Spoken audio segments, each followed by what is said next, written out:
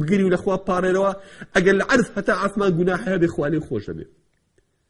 خوای گەورە فەرمێ ما يفعل الله بعذابكم إن شكرتم وآمنتم. من چی ئیسفادەیەکەکەم ئێوە عەذابە مەگەر ئێوە سوپاسی خوا بکەن و ئیمان بێنن. خوا لە بیانوە گەڕێ لە عەبدی خۆی خۆش بێت. مهمە ئێمە ڕاستکەین و بگەڕێنەوە بۆ دیوانی پەروەردگارمان. پاشان فرمودەیە کە بیلالی کوڕی یەساری کوڕی زەید بۆمانە گێڕێتەوە. ئەڵێ باوکم بۆی گێڕامەوە، باوکیشم لە باپیرمەوە کە باپیری سەحابەی پێغەمبەر بووە صلی الله عليه وسلم. ئەڵێ بۆی گێڕامەوە کە لە پێغەمبەری بیستووە صلی الله عليه وسلم. ئەمە زۆر حەدیثە بەرەکەتە. أفرميت بيغمس صلى فرميتي من قال أستغفر الله الذي لا إله إلا هو الحي القيوم وأتوب إليه. أستغفر الله الذي لا إله إلا هو الحي القيوم وأتوب إليه.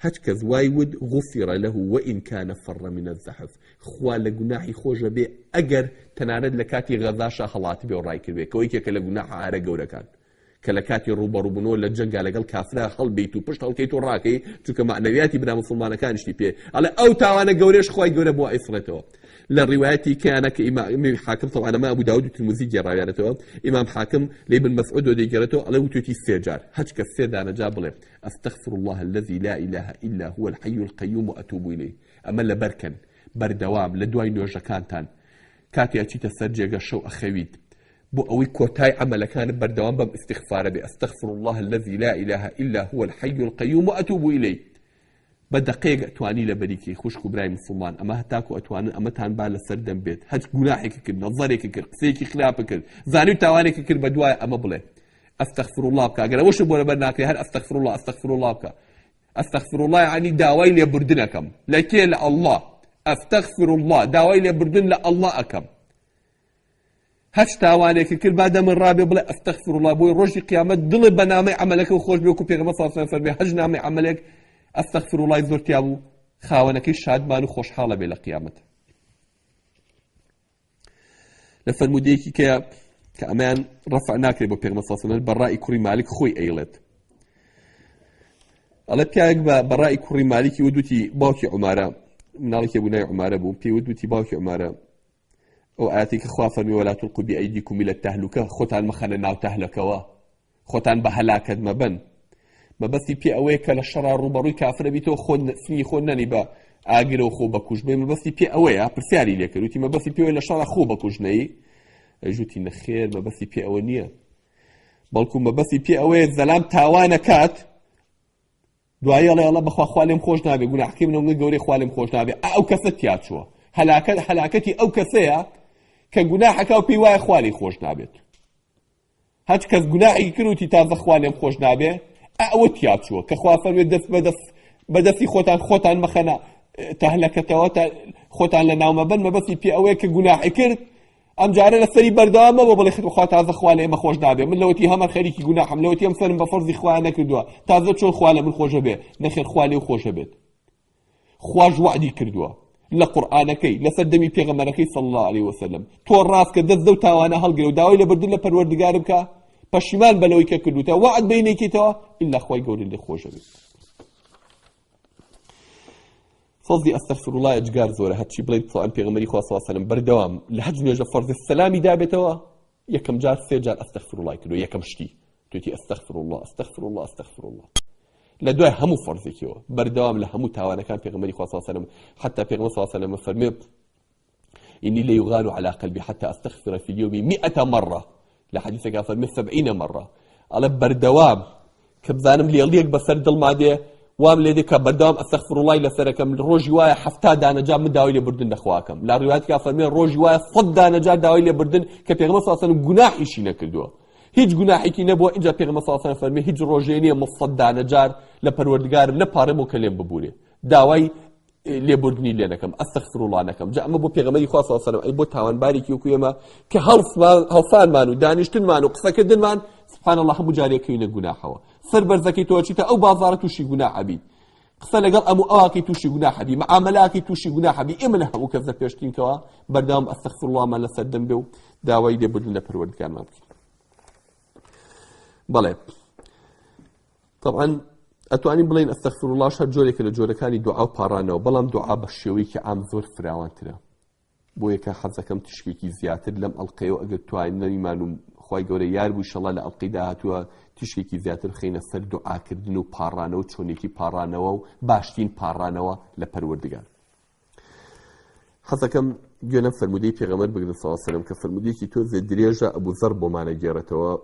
ئەڵێ پێغەمبەر سەڵڵاهو عەلەیهی وسەلەم لە خوای گێڕاوەتەوە، دەڵێ خوا وا دەفەرمێت. ئەمە حەدیثی قودسیە. ئەبوو زەر کە یەکێکە لە هاوڵە خۆشەویستەکانی پێغەمبەر سەڵڵاهو عەلەیهی وسەلەم، هاوڵە نزیکەکانی، هاوڵە دنیا نەویستەکانی، ئەڵێ لە پێغەمبەرەوە سەڵڵاهو عەلەیهی وسەلەم گوێم لێ بۆ کەوتوێتی پەروەردگار فەرموویەتی، ذاتی ئەڵڵا فەرموویەتی: یا عیبادی، هۆ بەندەکانم، هۆ عەبدەکانم، إني حرمت الظلم على نفسي وجعلته بينكم محرما فلا تظالموا. من ظلمم لسر خوم حرام كردوه كمن كذ ناتواني هيچم لي قدغك، بس خوم ظلمم لخوم حرام كردوه. من ظلم لكذ ناكم ايوج لنا خوتنا ظلم ليكتر مكن. من لسر خوم حرام كربي او لا ترك ايوه لسر يكتر حرامي بكن. ايوه ظلم نكن ليكتر، ايوه نكوننا ظلم فلا تظالموا، ظلم ليكتر مكن. من لسر خوم حرام كردوه وجعلت بينكم محرما لبيني ايوش حرام كردو فلا تظالموا، نكن ظلم ليكتر بكن. من خوم لسر خوم حرام كردو ككذ ناتواني هيج لسر من فرص كا اما قصي پروردگار معنى الحديث قدسي كبيغمبر صلى الله عليه وسلم بمعنى جرته: يا عبادي، هو بندكانم، كلكم ضال الا من هديته فاستهدوني اهديكم. هموتان قمران مقريك من هدايتي بم. ايه شون هدايتي كي قاويكي كندا خو خواي گەورە نعوذ بالله خزمەتی لەگەڵ کەسانیە، برادەرایەتی لەگەڵ کەسانیە، کورد نییە، عەرەب نییە، تاکو بڵێ ئەم قەومی خۆش و هیدایەتی ئەمە و هیدایەتی ئەو نایە، تۆی خۆش بێ و ڕقی لە فڵان کەس بێ، نە، ئەی شەرتەکە چییە؟ ئەڵێ فەستەهدونی ئەهدیکم. کێ داوای هیدایەتی لێ کردم من هیدایەت دەدەم. داوام لێ بکەن، داوا بکە بڵێ خوای هیدایەتم بە من هیدایەتت دەدەم. هەمووتان گومڕان ئەڵێ، هەمووتان سەر لە شێوان چاک و خراپی خۆتان نازانن. ئەبێ من ڕێنمایتان کە پێتان بڵێم چی چاکە و چی خراپە. تا خەمە سەر ڕێگا. ئەی چۆن هەڵیە بژێرێ هیدایەتیەکی کە گەدا و هیەکی کە نادا؟ بە داواکاری خۆت. ئەگەر تۆ مەبەستە داوا لە پەروەردگار دەکەڵی خوایە هیدایەتم بەی، خوای گەورە ئەداتێ. ئەگەر ئەژڵی خوای یا منەوەم ناوێت، هەیە لە دنیا قسەی خێری بۆکەی، باسی باشتی بۆکە، لەکاکەوە باشتە پێشکەشی خۆ بێ. خواکە من لە دنیا فڵان کەسمە بێ بەنسیب، خواکە من لە دنیا سیار و قەمەرەمە بێ، ئەوەی کە من ئاواتمە ئەو هەر بۆ تۆ بەهەشتە، ئەو حۆریە بۆ تۆ، گاڵتەی پێیە قسەکانت. دي خواي جورجا فرمي وكلا نمد هؤلاء وهؤلاء من عطاء ربك وما كان عطاء ربك معذورا. هاج كسو داوا كاري خوي تشيو نيتي دلي خوي تشي الله بي اوای دمه. هي الله بس قوم لي راضي به هيك كم لا خواي هدايه بهم هدايتك تو لثروا مشتكى خواي جورج او هدايتي. هاش بس تاوي دنياك ومن الناس من يقول ربنا آتنا في الدنيا وما له في الآخرة من خلاق. هي الله خواي بس دنيا بيتي هيك كينا دي خواي جورج فرمي لقيامتها بشينيه. ومن الناس من يقول ربنا آتنا في الدنيا حسنة وفي الآخرة حسنة وقنا عذاب النار أولئك لهم نصيب مما اكتسبوا. هش على پروردگار لدنيا شاباشم بيتي ولا قيامتي شاباشم بيتي هدو كيان يدمه. خوش كان براني مسلمان خوا فقير نية كدعوات على خواكر بس دعوة الدنيا اللي مكة، كدعوة على خواكر بس دعوة قيامتي اللي مكة، دعوة الدنيا شي لبك ودعوة قيامتي شي لبك. خوا أوفر ما نكات. أبلي ربنا آتنا في الدنيا حسنة وفي الآخرة حسنة. الله هموتان قمران مقريكي من هدايتي بم. هاج كسيكيش داوي هدايتي ليكردم من هدايتي فاستهدوني أهديكم. داوي هدايتي لبكن هدايتي ندم. داوي تشي لپروردگارك او بو اكاد. پیغمبر صلی الله علیه و سلم چو سردانی یکی لحاولکانی زور نخوش بسی که دار زاول جگه. پیغمبر صلی الله علیه و سلم فرمی اما بو هدايتو. يعني يا رسول الله أنت أوشوا رج دعاء واك على إخوات عذابك بدناهم لقيامتها للدنيا بمديت.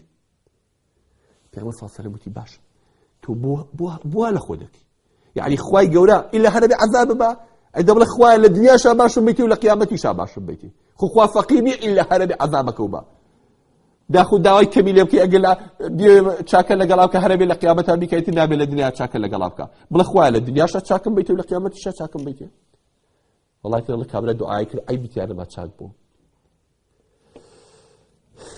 باش أنا فرمي يا عبادي كلكم جائع إلا من أطعمته فاستطعموني أطعمكم أفرمي عبدك أنا هموتان برسين كذناني بإخوة أو رفقنا بك من أي دمي جاء دوام ليبكن أتان دمي دوام ليبكا خوي قولي تواني أو قبل رجل بفرمانا كي تكبيزنك خو أيو داوي ليبكيت خو أيو بيري كيوتو كتو پروردگارك أو تو يدرس كدوا أو رزق دا أو هداية دا جيانو مردين بدز أوا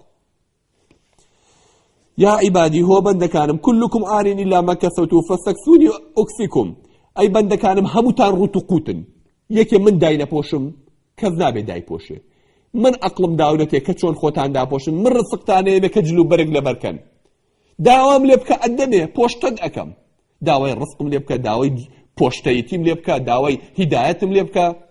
یا عیبادی هۆ بەندەکانم إنكم تخطئون بالليل والنهار، شو روج ئێوە گوناحەکەن، شو روج بەردەوام ئێوە گوناحەکەن، بۆخڵەواتی گوناحی ئەم عالەمە بۆ ڕای رب العالمین بۆ ئاسمان سەرەکەی خوا پەنامان بە.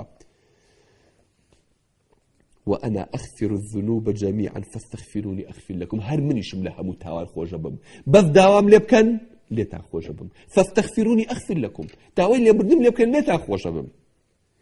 يا عبادي هو بندكارم إنكم لن تبلغوا ضري فتضروني ولن تبلغوا نفعي فتنفعوني، هو بندكارم إيو ني أو نتوانا أو تان هيا ضرر لمن بن حتى ضرر بيبجينن، نأشتوان قازانجم بيبجينن حتى بين قازانجم بيبجينن. يا عبادي هو بندكارم لو أن أولكم وآخركم وإنسكم وجنكم كانوا على أتقى قلب رجل واحد منكم ما زاد ذلك في ملك شيئا. أول وأخيرتان إنسان جنوكتان أويل أول كثر دروز ولا آدم وحتى آخر نفرتان هر هموتان لسر دڵی متقیترین و خواناسترین کەس بن کە لە خوا ترسێ ئەمە لە مولکی من زیان ناکە، هەر هەمووتان شەو ڕۆژ خەریکە عیبادەت بن، عیبادەتی پەروەردگارتان بکەن، ئەمە لە مولکی من زیان ناکە، من ئیسفادە ناکەم لە عیبادەتیەوە. يا عبادي هو بندكانم لو أن أولكم وآخركم وإنسكم وجنكم كانوا على أفجر قلب رجل واحد منكم ما نقص ذلك من ملك شيئا. أول وأخيرتان إنسان وجنوكتان هر هموتان لسر دڵی خراپترین کەستان بن، وەکو ئیبلیس وا بن هەر هەمووتان ناتوانن بەقی پوشە بەقی بوویە زەرر لە پەروەردگار بن، خۆ ناتوانن قازانج بە من بگێن، وازان ئەگەر باش و من ئیسفادە ئەکەم، ئەگەر ئێوە خراپ و زەرر لە منەدەن. يا عبادي لو أن أولكم وآخركم وإنسكم وجنكم قاموا في صعيد واحد فسألوني فأعطيت كل إنسان منهم مسألته ما نقص ذلك مما عندي إلا كما ينقص المخيط إذا أدخل البحر. أفرمي لأوله حتى آخرتان هر هموتان إنسان وجنوكتان شيء أوي إيوة عقلي هي وفامي هي هر هموي ليكشو لاكو بيتو هر هموي دز برزكاتو بالأخوة من أومي من أومي من أومي بعقلي خوي تشي دي بخياليا تشي داوا كاري هر هموتان هي بيكجار داوا بكنو من بتان دمي اینجا ئەمە دەلە مڵکم کەم نابێتەوە مەگە دەرزێکی درومان بینی بیکی بەناو دەریایەکە چەندە ئاوی دەریاکە کەم بێتەوە لە ئەو نەژدە مڵکم کەم نابێتەوە. وازانن من ئەگەر شتم دانێ من زەرەرەکەم لە مڵکی من کەمە بێتەوە، نازان دەسەڵات و مڵکی خوا چەنە. یا عیبادی هۆ بەندەکانم إنما هي أعمالكم أحصيها لكم، هر عملكاني خوتانا ومن بوتان هلاقين من بوتانا بجيرم ثم أوفيكم إياها، دعاء أتعني مو بدف خوتان شاكي كلبيت شاكي ديمو خرابك دي خراب ديمو كاري خوتو باداش ديمو لفري. فمن وجد خيرا فليحمد الله عز وجل، اگر شاكا هاتا والريو سباسي خوابك خوا هدايتي دايتو خسيتي سلو الرقايا. ومن وجد غير ذلك فلا يلومن إلا نفسه، اگر خرابش هاتا الرد شاكا نبيني قلي لك ازمك لخوان نبي خود داوان لخوانك خود داوای هدایت لخوانه کرد، تو داوای لبردنی لخوانه کرد، تو داوان رست لخوانه کرد، تو خود لگراب بلوت چوب و آسمان پیدوابو بزیره کی خود و با آزایتی خود ئەمانەی بەدەفێناوە نەک بە فەزلی خوا بۆیە کە خوای گەورە بەڕڵای کردی بۆ نەفسی خۆت و ئاواتیا چووی لە دنیا شەهید چ بەهیچ نەبوو دینارێک لەگەڵ تا نەهاتە ناو قەبرەکەوە کە چوویتەوە بەردەمی پەروەردگاریش بە سەرشۆڕی هیچ پێنیە گوناحەکانی هاتوتەوە یەک ئەستەغفیرڵڵای کیانە تاکە خوای گەورە بیکە ببیانوێ لە گوناحەکانی خۆش بێ. جا خوشکان برایان فرمودانی پێغەمبەر صلی الله علیه و سلم فێریەوەمان نەکرد کە ئێمە خوایەکمان ئێمە عەبدین محتاجین، ئێمە دەمارێکی خوێنمان بگیرێ ڕۆحمان دەرەچێ بۆنی هەوامان یەک تۆز بگیرێ ئەمرین بەچی خۆمان لێ گومڕاب بێ بەچی خۆمان لێ بێ بەخوا لە هەموو عەبدی خوان لە هەموو لەحزەیەکە پێویستان بە پەروەردگارە ئالەم ڕوانگەیە تۆ پێویستە بە پەروەردگارە بێ بپاڕیتەوە بۆ هەموو شتێک داوا لە خوا بکەیت. ئینشەڵڵا ئەگەر مانوێ لە مردینە ئەڵقەی داهاتوە زیاتر تیشکەخینە سەر گەورەی و فەزیلەتی دوعاکردن لە ئیسلامە. خوای گەورە ئینشەڵڵا لەو کەسانەمان بگێڕێ کە ئەهلی دوعا و ئەهلی لێبوردەی و داواکردنی لێبوردنە پەروەردگاری خوا لێمان بۆرێ بەڕەحمەتی خۆی. أقول قولي هذا وأستغفر الله لي ولكم وصلى الله على محمد النبي الأمي وعلى آله وصحبه أجمعين والسلام عليكم ورحمة الله وبركاته.